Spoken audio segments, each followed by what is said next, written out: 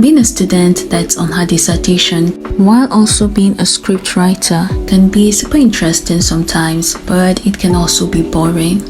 My days are usually filled with me writing on my laptop or thinking, and being blessed with so much opportunity to be alone with my thought has made me realize that sometimes our thoughts can wander into a very dark space. So dark that we may even lose our ability to trace our steps back. I found myself in a place where I can call a tempest, a Red Sea. As a matter of fact, the valley of the shadow of death, and trust me, that is not an exaggeration. Thankfully for me, Jesus Christ came forth for me as that anchor that I can hold on to so as to not sink. And I know someone is rolling her eyes right now, but seriously, I don't get it how people can live without faith.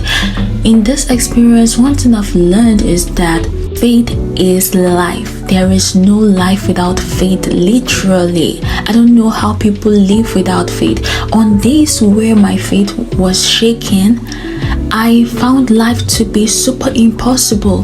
Those were the days that the darkness became darker. The slope became steeper. Everything just became worse.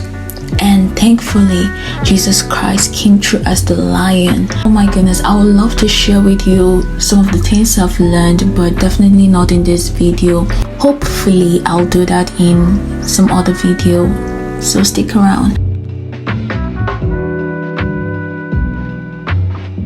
I'm making this video to encourage someone out there in case you are in the valley experience. Just note that we all go through it, and it's just that some people's valleys are deeper than others. And if your valley is super deep, that's a sign that your mountaintop is actually super high. And the valley experience is meant to strengthen you and build in you the capacity to get to the top and stay at the top, and also lift so many people while you're at it.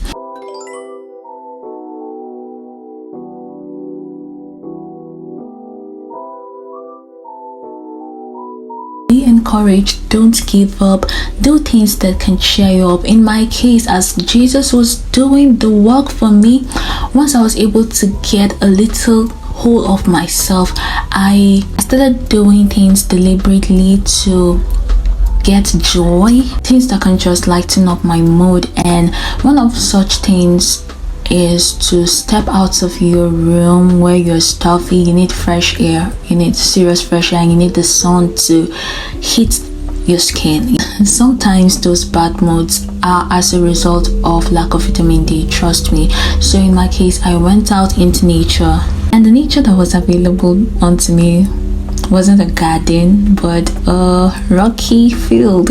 Yeah, you have to make do with what you have, right? So I went out into the rocks and I received some fresh air. I did some praise and worship, yeah. And afterwards, I got the opportunity to step into town and see beautiful places. Yup, sometimes that's what you need. Sometimes what you need is an aesthetically pleasing environment. Yeah, I knew that for a long time, but it's just that the money to use as transport to take me to such places is so much. If you're in Nigeria, you know that the cost of transportation is actually off the roof. But I was able to do that this time around because I know that I needed it. And when I went out, it was such a nice vibe. It was great. And I met with my mom. Yeah, work brought her to Abuja, and so we immediately hooked up. And I don't know whether hooked up is the word to use, but you know what I mean. I immediately went to meet her, and oh my goodness, I know sometimes we feel like family, they are a distraction. We need to focus and do our best, put in our best and be super productive, but they keep on distracting us if they're around. Guy, babe, my dear, trust me, sometimes distraction is what you need, and in my case, that was what I needed.